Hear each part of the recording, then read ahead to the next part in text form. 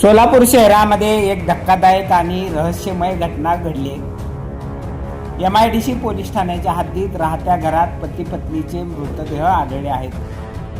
सोमनाथ धानोप्पा पाटील वय वर्ष 40 आणि श्रीदेवी सोमनाथ पाटील वय वर्ष 35, दोघे राहणार कलावती नगर, MIDC पोलीस ठाणे हद्द सोलापूर अशी या मृतांची नावे आहेत. हे पती पत्नी रात्री आपल्या 2 मुलींसह जेवण करून झोपी गेले होते. शुक्रवारी सकाळी दोघांच्याही तोंडातून फेस येत असल्याचं दिसून आलं. आई वडील उठत नाहीत आणि त्यांच्या तोंडाला फेस आलाय हे पाहून दोन्ही मुली घाबरल्या. त्यांनी तातडीने आपल्या काकांना फोन करून या घटनेची माहिती दिली.